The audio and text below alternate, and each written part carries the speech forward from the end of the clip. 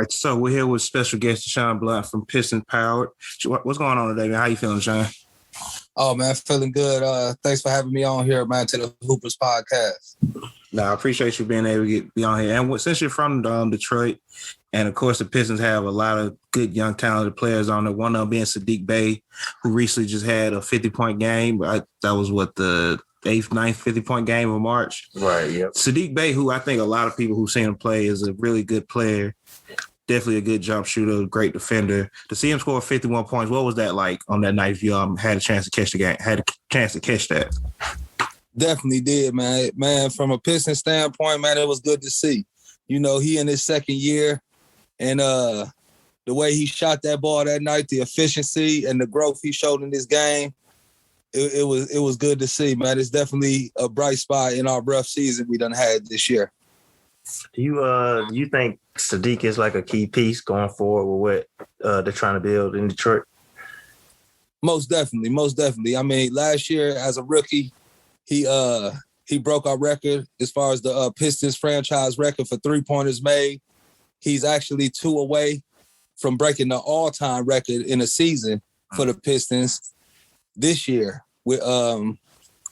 With playing against the Atlanta Hawks tonight, he's more than likely to break the all-time franchise record tonight. He's definitely a piece moving forward, and he's a he got a good character. He brings it on both ends of the floor, and he a great young player to have in this rebuild that we going through right now. No, for sure. Liz. Just speaking of that rebuild, they had the number 1 pick in this past draft. Used that on Cade Cunningham, who, you know, for the most part of the seasons looked great all year, honestly. I know beginning of the year coming off that injury, he started a little slow, but he seemed to pick it up month by month. Just how's his development been with Detroit? Like, just to see that y'all might just have that star player that's ready to help y'all go to that next level soon. I like to say, like you said, it did start off. Majority of the fan base, even at that time, was fully backing him and had trust that he was going to be the player that we all expected him to be. He's definitely everything that was advertised as far as his skill set, the ability to do a little bit of everything. And I think he's a good foundational piece for what they're doing right now. He, more so than anything, he has a patience for the game, man. He plays with the ability, even as a rookie, to control the tempo, man. Something that a lot of veterans, you know, struggle with, that fine line of when to look for yours, when to get your teammates involved, when to push tempo, when to slow down the pace a little bit.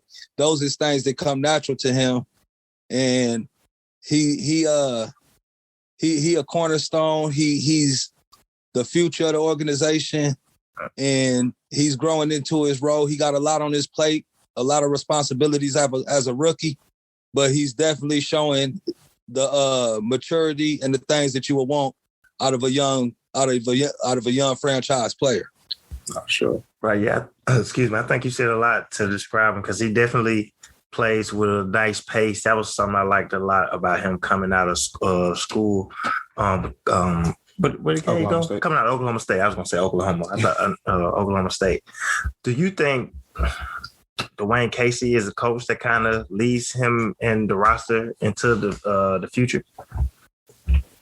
Yeah, I definitely do. One thing about Coach Dwayne Casey, he has an upbeat sense of coaching style. He definitely is good for the rebuild and good for development of young players because he keeps that positive energy flowing even during the rough spots of the season. Like back in December, you know, it was a rough spot. I think it was a 1-11 stretch. And during that, you got a bunch of young 20-year-olds, first-year, second-year players, and at no point was they giving up on themselves. They was out there fighting. They was out there showing toughness. And although they was taking the losses, they wasn't hanging their head down. He's definitely the type of coach that you would want in this situation, grooming these young guys like he did with a lot of the guys he had out there in Toronto with the Van Vliets and Pascal Siakams and some of these guys that he helped develop into their game today. No, yeah, I for sure agree with that. Just speaking of this Detroit team, because y'all do have a lot of good young pieces right now. You know, Sadiq Bey, Cade Cunningham, the number one pick. Isaiah Stewart has been great for y'all over these past couple of years. Jeremy Grant, who isn't as young as other players, but he's still young, and he's really been a positive role in the role that he's been given, especially as a scorer, basically been a 20-point scorer the last couple of years. Killian Hayes is the one that kind of, he doesn't necessarily not fit in, but it seems like he can't find his rhythm along with other teams. But he has been great defensively. I think y'all just waiting for him to come along offensively. Does Killian Hayes and Cade Cunningham excite you as a backcourt of the future, honestly? Or do you think maybe not? Y'all need to find another running mate for Cade in that backcourt? I like them, and you hit it right on the head, man, when you said that we looking for him to kind of get a little better offensively, but the defense is there and the passing ability is there. Now, to answer your question, I feel that we might need to add another guard as far as a more explosive, a more athletic guard. Not to say Cade Cunningham don't handle his business, but he's not the most athletic guy. Killian Hayes isn't either. But I think they definitely have the ability to be a strong defensive-minded backcourt that shares the basketball. But that's going to take with Killian to be able to knock down that set shot, that spacing, being a floor spacer, and being able to knock down his threes. So with him, the sky's the limit with him if he can develop offensively. No, yeah, I get where you come from. Because I know I seen earlier in the year, I know that was a lot of talk with him, being able to knock down that corner three. And that does help expand the Pistons' offense and his game as well. And I think when you have a chance to get two young guards like that in back-to-back draft with so much potential, you got to let it ride out for a couple of years and see where they can go and see what they can do. And I think with a coach like Dwayne Casey, who's a veteran coach and his coach, players up to their potential, even, DeMar and Kyle Lowry in that backcourt. I think it's a chance for them to grow there under Dwayne Casey with both those players. But another guard, especially an explosive athletic guard, coming off the bench would definitely help. Right, yeah. And I agree with him with Killian. He's shown, I was really impressed by the defense he's played this year. I kind of didn't pay much attention to it before. And I was watching the game maybe about a month or so ago, and I was like, yeah, he really locks up on defense. And his passing has always been something that kind of stood out. So him being more aggressive offensively, I think it'll come along because you've seen him get more comfortable than when he first came into the league. No, yeah, for sure. But yes, sir. You hit it right on the head. It's about him getting comfortable and then growing that confidence. He as a rookie last year, he only played about 20 games, a little over 20 games due to that hip injury that he sustained. Yep. And then this year, he's been in a position with Cade Cunningham coming in, both of them being ball handlers and things like that. It was an adjustment period. He's been playing a lot better since he's been moved to our bench, coming off the bench for the Detroit Pistons. He's giving you more assists, and he's actually been scoring the ball a little better. The last game, I think he hit double digits, 12, 13 points or something like that. So he's growing. He's just now got 82 games under his belt. I think tonight against the Atlanta Hawks is his 83rd game or 84, something like that. So 20 years old, he definitely can get in the gym and work on his game and continue his development offensively. No, for sure. And in the guard dominant league that we see now, it's great to have two young guards who you can develop at the same time and watch them grow as players, honestly. Right. And I would like. Oh, yeah. No, go ahead. Go ahead. One more thing. Cade Cunningham's trainer and cousin, Ashton, actually posted on Twitter that he would like to see Killian Hayes. He sees the potential in him. He would like to work with him this offseason. If that's something that Killian would be interested, him staying here in the States instead of possibly going back to France or something and staying here trading with Cade Cunningham and his cousin, like you said, that young backcourt could really flourish and build some chemistry before next season, which would be huge.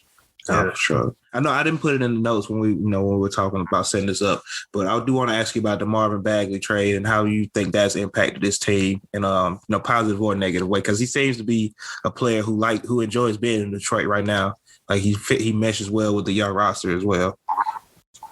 Yeah, that's a great question too. I'm glad you asked because In Sacramento, I don't know the full situation. I don't really follow them on a day-to-day basis to really speak on what they're going on. Right. But since he came over here, he's been doing his thing, man. Last game, I think he had 20, or the game before last, I think he had about 20 points, 10 rebounds or something like that. Yeah. He's bringing it for us, and more so than anything, we didn't have a lob threat. Before he came over, we didn't have that viable lob threat in pick and roll. He's provided that, man, and he's given us some.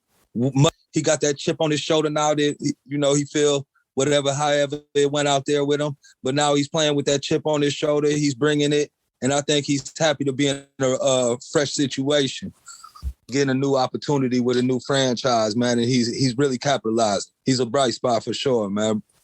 Glad to see him playing well. Glad to see him in Detroit.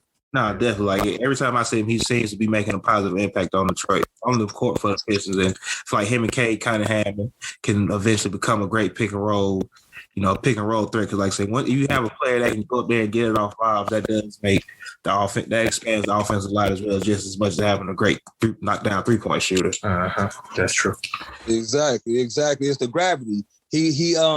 He sucks in that defense. Our 3-point shooting since he been here, the Pistons 3-point shooting has went up a little bit. It ain't where you would want it yet, but you can definitely see the impact of sucking that defense in when he rolls to the basket. He's somebody you got to be aware of. Yeah, that's for sure. I want to speak on a little history. LeBron just recently passed Karl Malone for second all time in scoring in NBA. As a Pistons fan, you got to see LeBron, throughout the years against the Pistons. What is it like to see a player, of this generation pass, one of the great players as he continue to get ready to pass Kareem Abdul-Jabbar eventually? Man, I think it's a testament. To his ability to stay healthy. I think it's a testament to his overall game. And it's just a testament to the time in the offseason that he puts in, man, to be able to stay healthy year in, year out and contribute at such a high level. He 19 years in the league. I ain't the biggest Bron fan, but I respect his greatness and I appreciate what he has brought to the game of basketball. You know what I'm saying? And like you said, I being in the Central Division in the Eastern Conference, we got a chance to see him a lot in his years with Cleveland. And I seen him about 10 times live in person, man, and he everything that was advertised. You know what I'm saying? He the truth, man. And I'm happy to see him pass him. And I feel that next year when that time comes that if he does pass Kareem Abdul-Jabbar, I'll just be grateful to be able to be one of the fans, one of the people that would live to see that great moment in NBA history. No, absolutely. Because it's definitely going to be a great moment. It's going to be a long time coming because I know growing up, I didn't know if anybody would ever, come even close to Kareem because it seemed like Kareem put in such a distance from everybody else. So just to know that I got to see a player play his whole career and then break that record is going to be amazing. And I think it's a good thing for the league because it just shows how greatness in the league never stops coming in, no matter, who leaves it as well. Right. So I want to ask you a question, kind of two parts. I want to ask you, who is your favorite Piston player and underrated player that played for the Pistons? Oh, that's good. The first one's pretty easy, man. I had to go with Isaiah Thomas, man. Okay. Two-time champ. First game in his debut with the Pistons as a rookie, 31 points, 11 assists, and he ain't stopped there, man. He ain't stopped till, he got the injuries that ended up derailing his career in the end. Sure. But, you asked me, he top 3 all time at the point guard position, man. It's hard to, he basically is the definition of Piston basketball. When you think Piston, when you think about what it takes, the hard determination that they try to leave in a blue collar work ethic, he solidified all that. Now, to answer probably the most underrated Piston, I would have to say, for one, that's a great question because there's been a lot of key role players with the Pistons that, what I'm saying, really helped the organization out. But I would say the most underrated Piston probably of all time, I'll give it to Tayshaun Prince. I was hoping you was gonna say Tayshaun. No, that's a good one. I love it. And I give it to him, you know what I'm saying? Because not necessarily what he did showed up on the stat sheet every night. So he never really woo and wowed the crowd or nothing like that. But I believe he played, it was a 5-year span when they was going to all them conference finals, that he was there every game, ain't miss a game. He always brung it on the defensive end.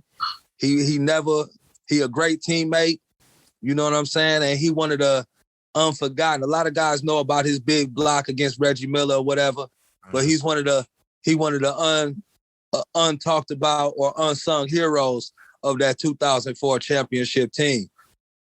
No, yeah, I absolutely agree with that as well, because just the things he could do offensively and defensively made a big difference for the Pistons his time. Now, I remember his rookie year, he got to start in the playoffs. It was his first start of the year, and they started him at point guard, and he was still, like, it didn't bother him. He went out there, he did what he was supposed to do. He handled business and helped the Pistons pick up a big win in that series, that series as well. So Tayshaun Prince was always a favorite of mine, because just like say, his versatility was out of this world for that team. Yeah, really good player, contributed to winning. Remember, he was on the Olympic team because he was a dude that knew his role, was going to contribute in that role, and like you said, he was a great teammate. So I was hoping he would say Tayshaun. That's what I was thinking. That's why I asked that question. Oh, for sure. That's a great question. I had to sit here for a minute and really run through my Rolodex, man, and it came to be Tayshaun about 3 or 4 times before I actually said it, but I just wanted to make sure that I did my due diligence and ain't really leave nobody out to dry before I spoke his name to the people. But yeah, man. But like I said, the Pistons have had a lot of great players over their time span, and you've gotten to see a lot of Isaiah Thomas, Joe Dumars, Mark Aguirre, Dennis Rodman, Grant Hill. Young Grant Hill. Well, I want to go there real quick. What was young Grant Hill like just for the city of Detroit, with just how electrified he was on the basketball court? What was that like as a fan? Man, during that time, man, that was an incredible time, because him being so young coming into the league and him being so good, a lot of people don't realize that he led the East. I believe it was as a rookie. It was either a rookie or second year. I want to say as a rookie, man. He led the East in all-star votes over all those guys, man. He was like, he was like our LeBron James before LeBron James played in Cleveland. You know what I'm saying? Until the injuries and everything happened, he was that guy that would go out there and give you 25, 7 rebounds, 7 assists, and do it in exciting fashion, you know? So that was at a time where we was just coming off the Bad Boys era, and we needed that next guy to carry us into the new future of the NBA. And he was projected to be that for us, you know, and he was all the way up to the injuries derailed him, and he got traded out there to the Magic, you know. And even with that, he played a major part in our championship, because that's what brought us Ben Wallace. Yeah, I know. You're absolutely right. Ben Wallace was in that Grant Hill trade. I don't think a lot of people actually remember that or know that. But no, Grant Hill was definitely. I know my brother likes to bring it up a lot about how he did beat out Jordan one year for All-Star voting, because Grant Hill was he was athletic. Like you said, I'm glad you said he was LeBron before LeBron, in the way he just controlled every part of the game. And Grant, like I said, he was just an amazing player in general, honestly. Let me say a little more about Grant too, man. He was, and his impact wasn't just on the basketball court, man. You know, he put up a lot of basketball courts in the mid-90s in Detroit with the whole Sprite campaign he was doing when he was endorsed by Sprite and things. Okay. He put up at least 100, probably 100 courses. Man, every court you would drive through in Detroit would have the Sprite backboards with the brand new rims and everything, all at all the local parks. And his impact culturally was there. You got to give him a lot of love, man. With the line of feelers he had and everything, he had guys like Tupac at the time. Some of the biggest artists and names was big fans of his back then. A lot of people don't realize how big he was. Right. Not for sure. And it's funny you bring it up about him and the basketball course, because Grant is actually one of the minority owners for the Hawks. And since him and his ownership group bought the team, they've been the ones that led the way of redoing a lot of our parks and putting up new basketball hoops with the Hawks logos and stuff like that, fresh rims and everything. Right. That's it. I didn't know he did that in Detroit, but that fully makes sense to me now how strong they've gone with that initiative since his group has took over in the Hawks. Right. Since they got one of the underrated analysts too. I like hearing him call games. Yeah, very smart player, man. You know, he even before he played in the NBA, his years in Duke, he probably one of the arguably top 5, top 10 successful college players of all time. You know, Grant Hill was something special, man.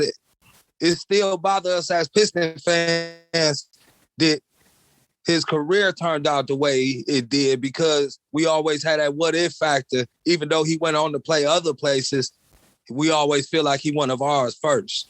No, yeah, absolutely. When I think Grant Hill, I absolutely think of the Pistons first. If you don't mind, I just want, give people a little background on you, get a little personal. Like I said, growing up in Detroit, like I said, I know before we started recording, you said you've been writing for about 3 or 4 years. What really got you into writing, honestly? Like, what brought on that passion? I always was in the writing, creative writing and things, but I actually was on Facebook in a NBA group, and we sitting there, and somebody had just posted in there, if there's anybody in here interested in writing, just hit me up. And I always been, like I say, a big fan of Detroit Pistons. I always wrote about creative writing and wrote music and different things. So I just wanted to test my pen to see how that would go. I got a lot of good feedback.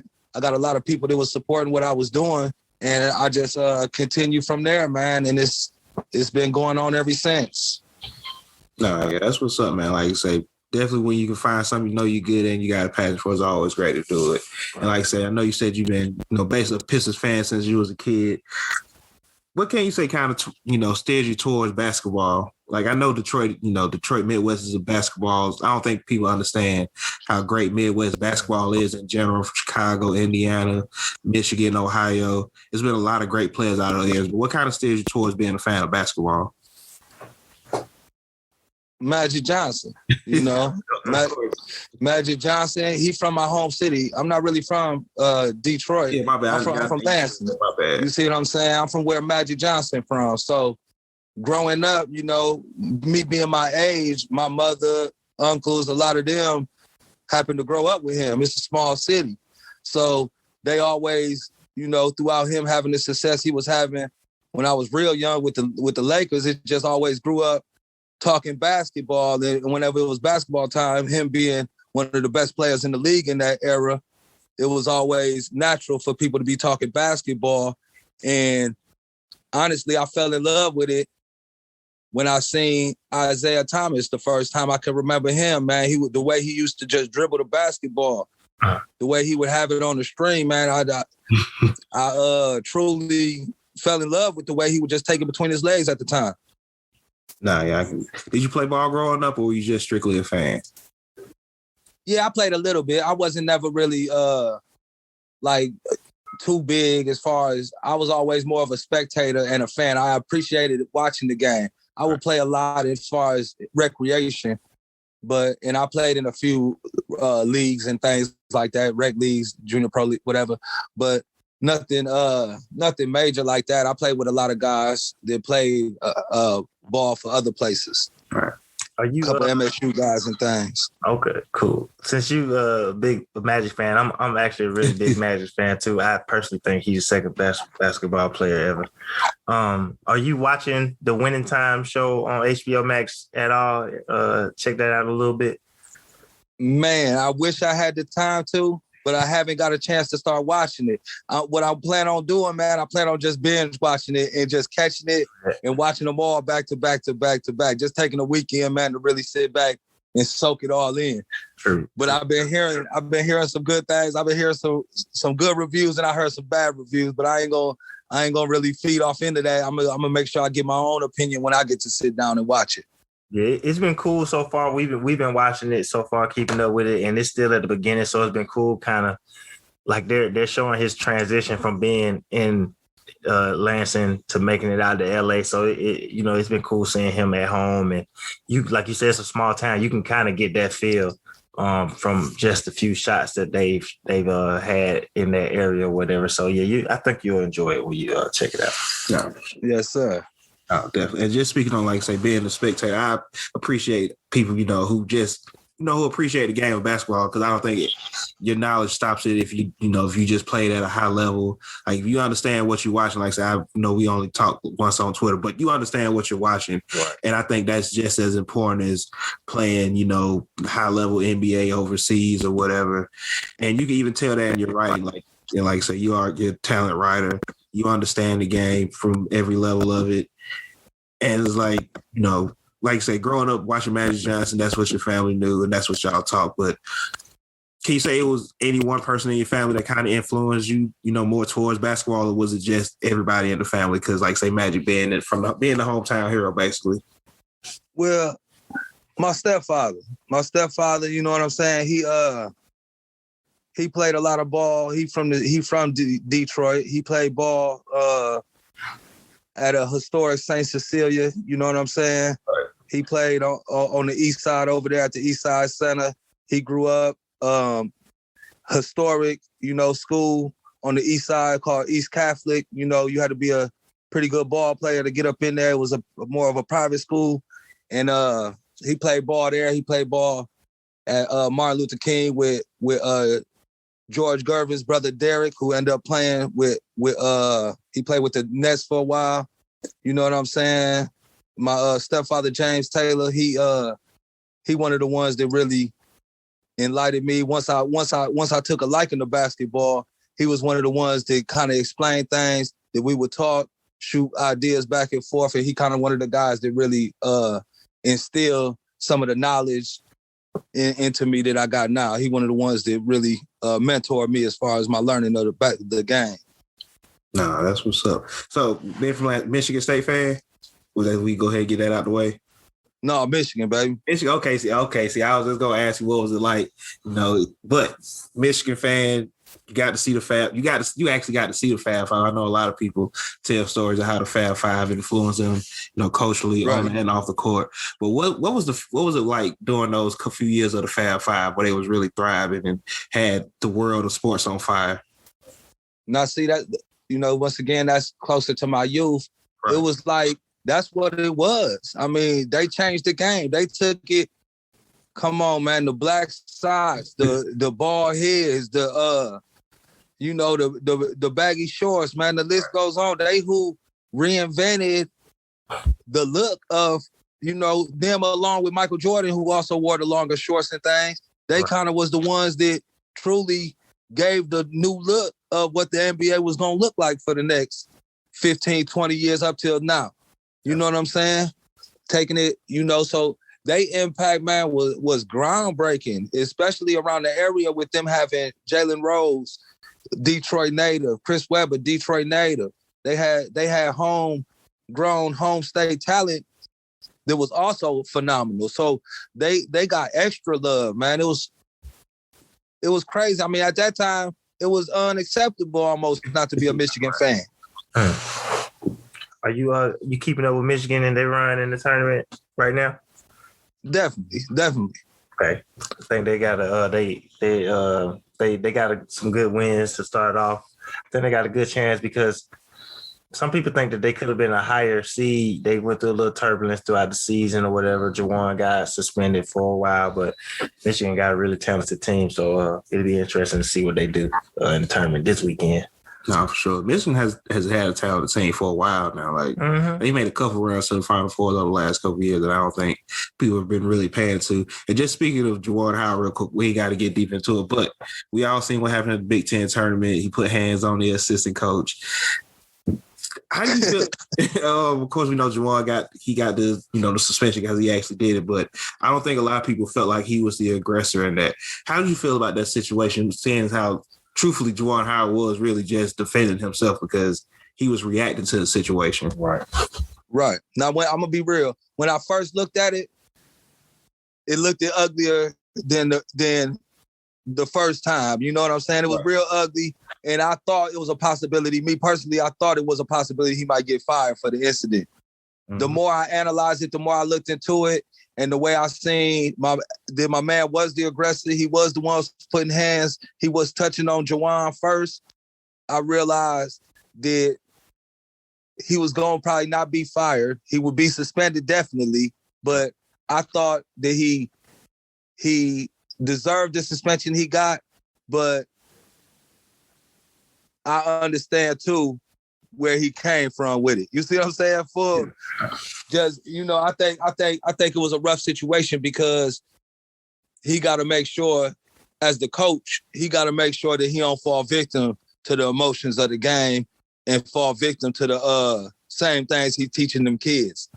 He teaching them kids how to stay poised, and he got to just lead by example. He a young coach though, in the heat of the moment.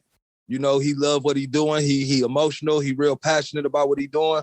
And that's kind of how it happened. I hate that it happened. I'm glad it's over and they can move on. You know what I'm saying? But I feel like the suspension that he got was warranted for the accusation and the offense that he did. Nah, yeah, I definitely agree. Like you said, his emotions definitely got the best of him, which I'm pretty sure that, God forbid, but if he's in that situation again, he'll probably control himself a little better. But I'm not mad at what he did. I'm not mad at the suspension because both were warranted. But, I think he was also showing, you still got to protect yourself because you never know what he was going to do. Still, I know it's a basketball coach, but you don't know what his intention was, honestly, when he put his hands on you. Right. Exactly. That's why I wanted to make sure that I did point out that my man did put his hands on him. And at the end of the day, it's protect yourself at all times, man. You know what I'm saying? Right. You can't wait there till he do something to him. You know what I'm saying? I absolutely agree with that. You can't wait for somebody to do something to you. Like I said, we see, like I say, as an adolescent, you got to see, the Pistons won a couple championships. Then, we seen them win another one in 2004. What was that one like before we get you out of here? Like, what was it like watching the Pistons win that championship and being able to actually process that they won the championship? Man, that was the best. That was the best feeling. You know what I'm saying? That was the one that probably for me personally, that's the one that meant the most for me. Because the one as a kid kind of made me fall in love with basketball, made me love the game. The one in 2004, man, that was like, I watched that team get assembled. I watched it come together. And I was actually talking to a buddy of mine that was out of state at the time a lot on the phone, telling them like, man, we got something going on out here. We about to be good, man. We got a championship brewing. Mm. And he never believed it because we don't get a lot of exposure on the national television. It's true. And sure enough, man, they pulled it out, man. They won it. They made some historical plays along the way and set groundbreaking records that still probably will never be challenged. When you're talking about 11 teams, I believe it was that year, 11 teams scored less than 70 points. Mm. You're talking about one of the greatest defensive teams by far compared to whoever you want to go to, whatever league, whatever, I don't care where they at, man. It's going to be hard to match what they brought defensively. Absolutely. You know what I'm saying? You got, like we was talking about Ben Wallace, you got Ben Wallace, you got Chauncey Billups, Rashid came over in the late season trade. Mm-hmm. Rip Hamilton, all these guys individually probably aren't the best in the league, but when you put them together, they was the best five you could find, man. Yep. No, yeah, definitely. Then Kate, you got to give a bunch of credit to Larry Brown for putting it all together, and just with that experience as a head coach, knowing the right buttons to push and knowing what to do at the right times and the right moments for that team, because that definitely was a special team that year. Say Ben Wallace, Rasheed Wallace, Tayshaun Prince, Lindsey Hunter as the backup point guard. Yes, sir. Was a big piece on that team. Dice was on that team too, right? No, but Dice hadn't gotten there yet. I told him. No, he went on the championship. That was he wasn't on the championship. Eldon Campbell would have been the backup. Yeah, we had Campbell. We had Mike James was coming in off that bench. Corliss Williamson. Mike James, yep. No, he was a pit bull though. Him and Lindsey Hunter, they was pit bulls. Absolutely coming off that bench, especially defensively, like that was. Yeah, that's how they brought. They lock you down, man. It was hard to score on them two boys. Right. And then who else we have? Big Nasty, Corliss Williamson, man. He was a key factor, six man of the year that year. Arkansas boy. Yeah. You know what I'm saying? So, that team, it was a bunch of guys with chips on their shoulder, man. A bunch of guys that had a lot to prove to themselves and around the league at that time. No, for sure. I definitely agree with that. Yeah, I remember that year, a big thing that Larry Brown, I always remember, he always said that their theme for the year was play the right way. That was what he said all year. And I remember them going to that finals because we actually picked them to beat Detroit because everybody had the Lakers, obviously. Everybody had Jack, Kobe, Karl Malone, Phil Jackson. But watching Detroit, especially after they got Rasheed, because Rasheed made a pit stop here in Atlanta and then came there, it was just like we knew he was going to be that last piece to put them over the top. No, yeah, he was yes, sir.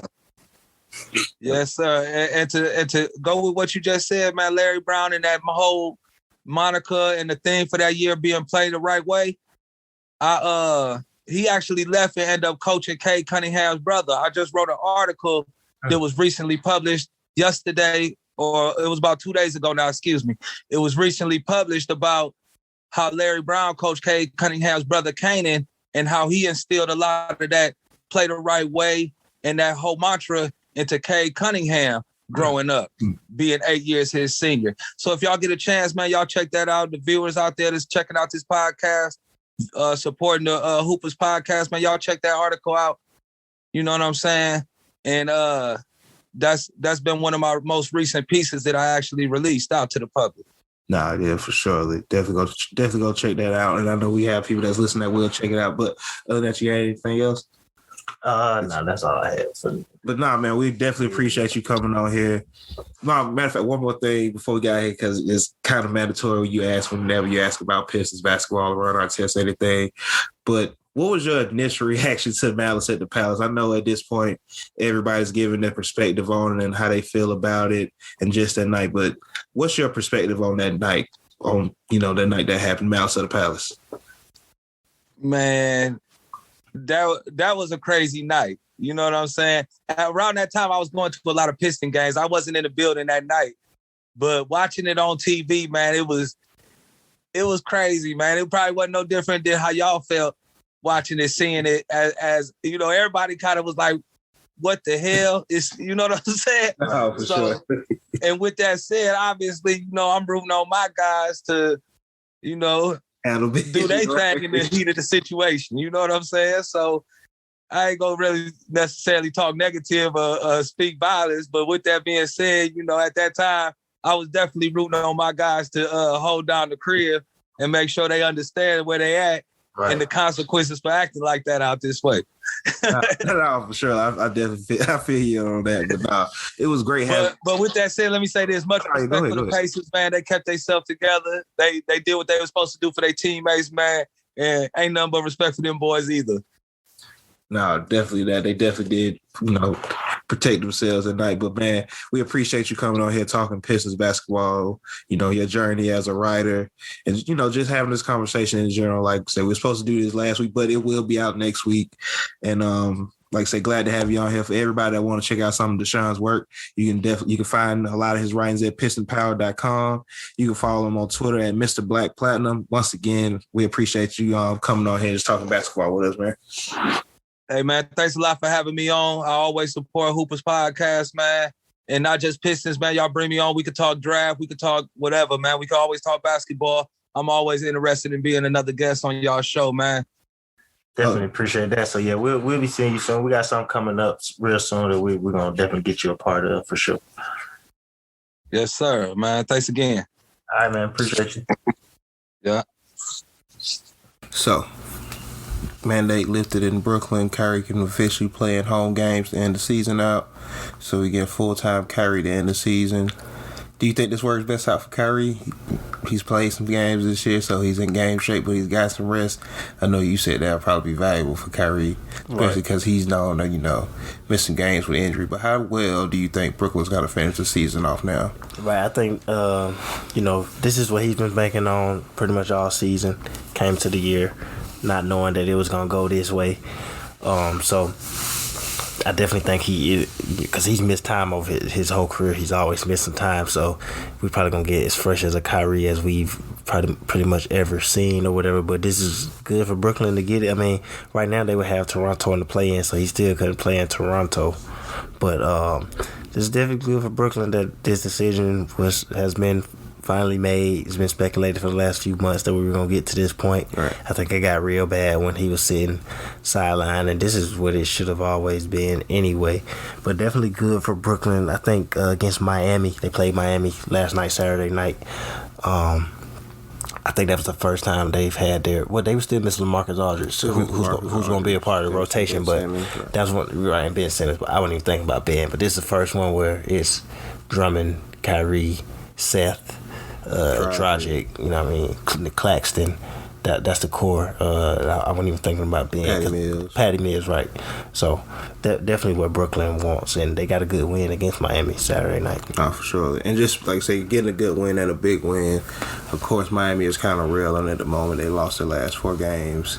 And of course, you know, some people, you know, take it jokingly and some people take it seriously. But of course, like the people been calling the Miami Heat frauds, you know, over the last couple games. But they lost some games where they were winning, basically blowing them in the fourth quarter. And like I say, that Brooklyn game, that one just kind of got out of hand, even with Andre Drummond throwing up the peace sign on the steal after the steal on the fast break. Victor Oladipo just came back. They kind of got to work, you know, work some minutes in there for him and figure out what rotations work best now. But do you think that could throw off, you know, some of Miami's rhythm, trying to work a player in who's, you know, used to playing with the ball in his hand a lot? Potentially, but I think it's minutes for him there, especially like in the game Saturday night. Gabe Vincent didn't play, so you were able to get minutes from him there. And Miami was getting blown out after a certain point, so he was just able to get some runs in. But I think Spo is probably going to have his rotation kind of solidified. But I have seen some people say that Miami have looked like frauds. And although I don't have Miami coming out the East, never really had them coming out the East, they're allowed to struggle a couple games. They have had a pretty good season without a lot of good players, pretty much. You know, Jimmy's missed a good amount of time this year. Bam missed some time. Everybody's missed a little time overall, honestly. But you know, so this is just some adversity for the team because, of course, you had the little sideline spectacle the other day with Spoelstra and Haslam and Jimmy Butler. And then this Brooklyn game, which Jimmy played pretty badly in this game, I think he had like 7 points. It is a time for Miami to they need to get it right because you are getting closer to the playoffs. No, for sure. And just going back to Brooklyn, Cleveland slips down to the 7th spot, so with every Brooklyn win... my bad. I said that they would play Toronto in the first round. I said that when we first started, but they wouldn't play them in the play-in, so Kyrie could play. Right. And with every, you know, and of course, this, you know, still the race to the 6th seed, that's where everybody wants to honestly be. But knowing that you got Kyrie full-time now, and knowing that Cleveland is kind of slipping, you got that experience with players like Kyrie, KD, Patty Mills, Goran Dragic. Is this where we see Brooklyn can kind of, you know, get in the play-in game, maybe win that game and kind of take off from there? Maybe we get an 8th seed in the championship this year? Or 7th seed? I think they end up 7. It could be the lowest seed since, I think, Houston. When Houston was a 6 and they won it. And have a good chance because it's like they have a chance to get to that 6, but it's not really on them because overall, I mean, they've dropped a couple games here or there, but overall they have been winning. But they're about 3 games behind Toronto right now, I believe. But I do think they got a good chance at that 7. And then just looking at the standings, this is as of today. Milwaukee's in the 4. That's really the only team from Brooklyn. I don't think they care about avoiding anybody. I did hear KD say on his podcast, seeding does matter, but at the end of the day, it's hoop. It doesn't matter. But I think Milwaukee is the one team. It's the only team is like, all right, if we don't want to play them as we're catching our rhythm, is Milwaukee.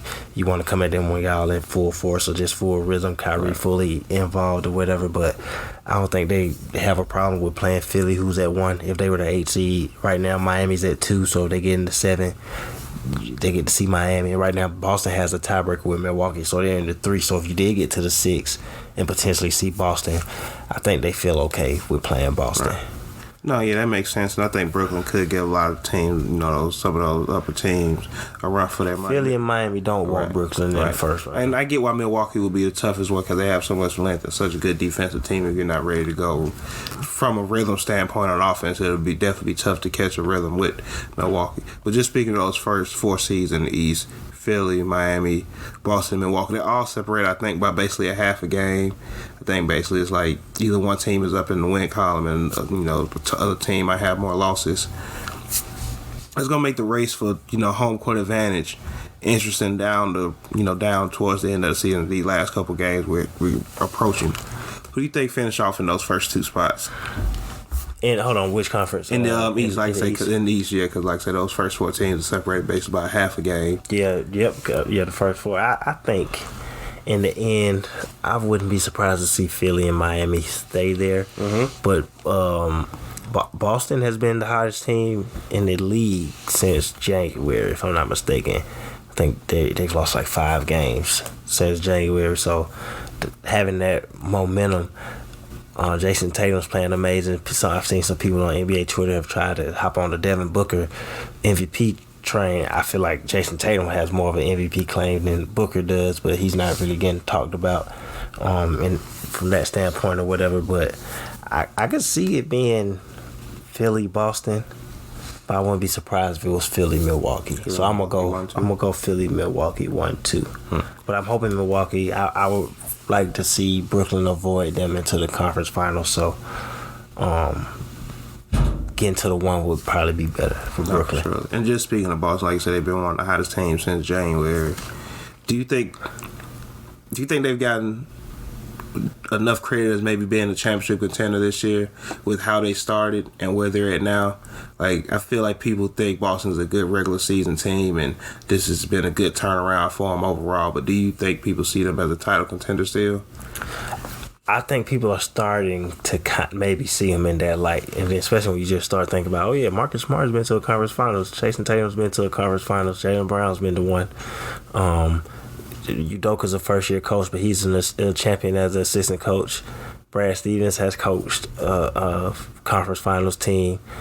So it's not far-fetched to think, and they got one of them players to be there. Jason Tatum is, I think next year is when he kind of probably tries to solidify, I'll say next year is when he tries to solidify himself as a top 10 player.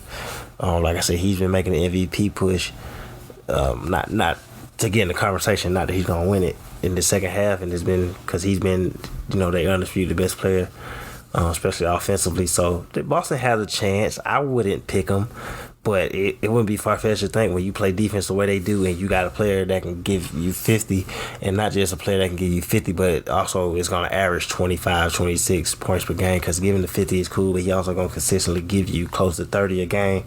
And then Jaylen Brown is the wild card as a solidified all-star. He could also give you 50, but also going to be giving you 23 a night. Boston has a recipe to get to the finals. Right. Do you think I may has earned any Coach of the Year considerations? Yeah, I don't think people really talking about him. But. Yeah, I don't think he's going to get it, but especially when you look at how turbulent it was at the beginning of the year, as they was figuring stuff out and how it get turned around, I wouldn't be mad if he got some consideration, but I feel like the top 2 are the top 2 teams in Phoenix, Monty and Taylor Jenkins. I think one of those are gonna be it, followed by maybe JB and Cleveland. I think all of them might be ahead of May. No, yeah, that makes sense. I'm not mad if he's in that conversation for you, though. No, yeah, I definitely get it. Like I say, it's just with that turnaround they had, with how I know a lot of people didn't know how long he was going to last with how poorly they were playing at the beginning of the season, but he's definitely showing that he has what it takes to be a head coach as of right now. And as we get to the end of the year, and there's been, like you brought up, that people having Devin Booker in the MVP conversation, but we get close to the year and these award conversations start getting heated, especially the All-NBA. Once again, Joel Embiid and Jokic can both be voted in to All-NBA as forwards. But wait, Jokic and Embiid, yeah. They can be voted as forwards or centers, yeah. Why? I don't know. I seen wait, that came out official? Like they got some official? Yeah, like they could do that's that. That's what's up. I had seen that's what I'm messing. They were like that last year as well. Oh, so that's messed up then. So they both should have been first team last year because they were top 2 MVP candidates, but Joel didn't make first team All NBA. But like maybe because he missed those games at the end of the year. I seen somewhere that apparently they're supposed to be changing all NBA format, which I like. They not gonna. That's not something that will get announced. Now that's something that they announce beginning of the season. But I think all NBA is gonna be interesting this year because you have a player like Devin Booker and Trae Young who are kind of totally on two opposite sides of how people feel about these awards. Whereas Devin Booker is having a good season on the best team record-wise in the NBA, whereas Trae Young is having a great season on a not-so-good team record-wise. 500 team. Yeah, 500 last team. play-in spot. Right. And it's like a lot of people want to give Devin Booker and all, not even necessarily an all-NBA spot, but, first or second team because they feel like him being their leading scorer and, more than likely their best player, he deserves that. But Trae Young isn't necessarily getting that same argument, being basically a 28-9 guy, right. Lead the league in total points and total assists. Do you think there's an argument for both of them being first or second team, or is it just two players having good seasons? First, before I say that, I like to give you credit for stirring that up because I don't know if you noticed, nobody was really going into this All-NBA thing till you kind of was talking about it on Twitter like 2 or 3 weeks ago when you was talking about the tiers and you was kind of putting like what happens when we get to this team or whatever. Ever since then, it's been going kind of crazy.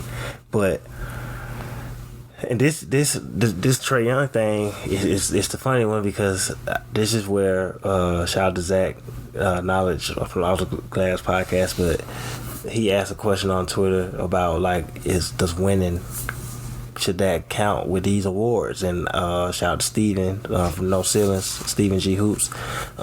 He is a big component. His stance has always been, even since when I first met him off the ball, his stance has always been he doesn't think winning goes into it. So that's when stuff gets tricky. And before I go forward, are we solidifying, because Ja is in the MVP conversation, and I've seen some people saying somebody should be first team over him. Is Ja's spot solidified first team, so we just trying to figure out the second guard, or you think people debating both spots? Just real quick. I think they're just debating Devin Booker being first team, but right. I don't think anybody's talking about Trae being on any teams at all. Okay. The season okay. All right, cool. But because say with Ja, you kind of get into numbers and the wins. I think what doesn't work to Trae Young's advantage is two things. He is leading in total points and total assists. He's averaging 28 points per game, and he's averaging 9 assists. He's 5th in scoring, 6th in scoring since Kyrie qualifies now, and he's 3rd. Yeah, that's what I told you the other day. Kyrie's averaging 28 a game. He's averaging 28.5 points per game, and he's 3rd in assists. Trae Young, that is. For the people that love defensive rating, he's 320th out of 360 players. And the Hawks are 37-37 as of today, Sunday, March 27th. So some of that stuff is always going to play against you when you start talking about these conversations. And I first tweeted it the other day, and I saw shout out to Pat Benson. He said something about it. I first tweeted, just based off our conversation on the afternoon session, since we think winning doesn't matter, that means Trae Young should be first team. First team should be Trae and Ja Morant. So how I would look at it, since Ja's in the MVP conversation, you can't be in the MVP conversation and not be first team All NBA. That don't make sense. But based off of that, Trae should have a good. I said that I asked, do people have Trae first team All NBA? And then I saw Pat tweet that if you don't have him All NBA he said something like that. It's bad. You're doing a bad job if you don't have him on there. Right. But to answer your question, when you say are they being overlooked, or does it mean some of it is just a good season? I wouldn't be. I said on our show, I wouldn't be surprised if Trae didn't make All NBA. I think he's probably 3rd team. I probably would vote him third team. But I don't know if he's going to make it once you start getting into some of these other players and you add the winning into it, because we play the game to win it. So it's not, you don't play just for the stats. And the stats don't just show that you're a good player, because if you get the shots, which none of this is relevant to Trey because Trey is a good player, but you could be the player that just gets the shots and you put up the points. I mean, somebody got to score at the end of the day. Every bad team has had a 20-point per game score. But it's hard to pick these players that lose over the players that's winning. But then when you also look at it from the Devin Booker standpoint, it sounds like a contradiction, because that should mean that, he should just be on the team, right? Because they have 60 wins, he's averaging 26, which is only 2 points. People are like, Trey's leading, he's averaging 2 points less than him. So he's only averaging 2 points less than him. But then they're going to say, it's because of the team. I always think, that's why I always just say you just got to look at a mix of everything. I don't have either first team. I don't have Trey first team because the Hawks are having an underwhelming season. His defense is terrible. He does put up points and assists, but his play is kind of inconsistent, which is funny to say about a player that's averaging 28 points per game. That's why the Hawks are in 37th, because they have these peaks where they go on runs and then they hit the valleys where they lose for a couple games. I don't got Devin Booker because just 2 months ago when Chris Paul was playing, people had Chris Paul in the MVP conversation. So that's when it comes to me for like where it's like a team thing. One drops out, so the other should just be the MVP. Having the best record doesn't automatically mean you should be first team All NBA or MVP, and averaging 30 doesn't just necessarily mean that either. Because I know I'm going long, so I ended with, like, some people have been asking about LeBron. LeBron has been a thing too, because LeBron is leading the league in scoring. He leads the league in scoring. I mean, he's got to be All NBA, right? Where was the conversation for Bradley Beal when he was averaging 32 for the Wizards, leading the league in scoring, and barely could make the All-Star team? That the Lakers are terrible. LeBron's playing great. The Lakers are terrible, just like the Wizards were terrible, and Bradley Beal was playing great. And you can argue that Bradley Beal should have been first team All NBA, so why should automatically LeBron be it? Not saying that he shouldn't or shouldn't be it, right, but I'm just saying that's just something that I was just literally thinking about that earlier, because I feel like some of these conversations, I'm not saying it, but like Bill Simmons brought up about like the positions. I think people don't want to vote off certain players because of names. LeBron got to be on this team. It's LeBron. This person, Steph, got to be on this team. The Warriors started hot. It's Steph. And I thought early in the year Steph should have been first team. I don't think he's first team no more, honestly. Yeah, I don't think he's first team no more. I think first team, I would probably go Ja and Luka, honestly. I probably would go Ja and Luka. Because when you get a combination of the winning and the stats, those are the two players that I probably would go. I haven't made my decision yet. Right. But I just don't think you could pick one thing. Averaging 30 doesn't necessarily mean you should be first team, and having 60 wins doesn't necessarily mean you should be it either, which I know isn't an answer. No, I feel you though, and I feel like because you're depending on a group of people to make these decisions with the votes. I know people like, they don't take it serious, this, that, and the third. I don't think that is not they don't take it serious thing. The NBA doesn't pass out a set criteria to media members. Exactly. Like, this is what you're voting on for All NBA, All Defense, MVP, Defense Player of the Year, this, that, and the third. So there's really no set criteria. So what you may feel makes an MVP candidate might be different from what I feel make an MVP candidate or All NBA first team and whatnot in the third. So right. Until the NBA makes a set criteria for what defines these players on these awards, it's going to always be murky and mucky decisions because no two people think the same. Which I hope the NBA it shouldn't be a guaranteed set criteria. People should watch the game. You should go off of your personal judgment. The only criteria should be you should have to at least watch 60 games of every team. Like, I think the only thing I say is the NBA should just however many hours that. They should just be really picky, choosy with who they give the votes to. That's the only thing I say, but it shouldn't be set criteria 50 wins or 40, because you could do like Westbrook did and average a triple double and y'all don't get 50 wins and you should be in the conversation for MVP or whatever. So I just think voters got to get over not wanting to not vote LeBron, Steph on the first team, not wanting to put some other names on there. And I think we got to stop making the game so difficult. My last two things. I think we got to stop making the game so difficult. I know DeMar is playing out there with other guards, but he's not a power forward. I'm not even gonna let you I'm not even gonna seriously get engaged in a conversation with you trying to talk to me about DeMar DeRozan being a power forward, or Bill Simmons said earlier today that Jokic is playing point guard. Like, no, he's not.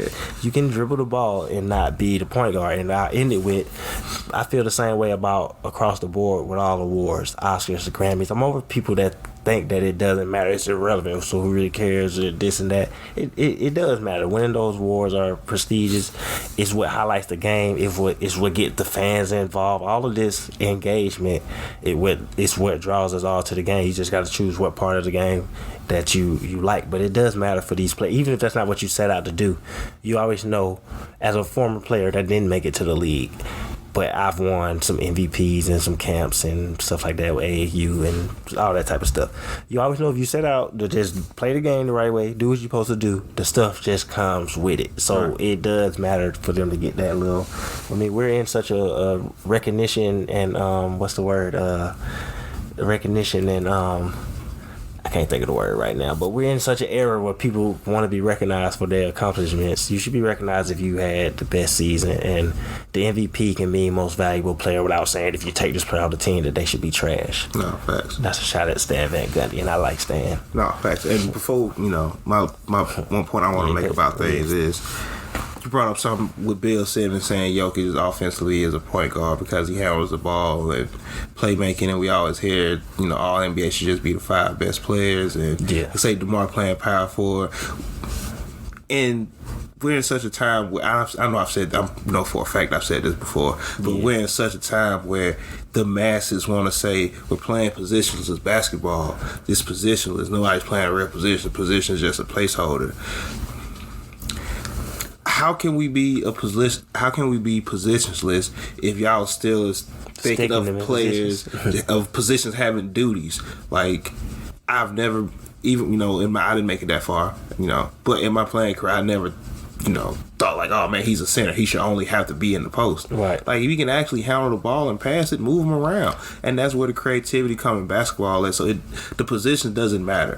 What are you doing at your duties? Like, what is it that you asked to do? And I think that's what we need to get out of. Like, y'all won't be positionless, but y'all want to call DeMar power forward when he's just a shooting guard on the court with 3 other guards. Right. They're just it's positionless to the point that we're playing 4 guards. That's what positionless means to me. That we don't have to have guard, forward, center.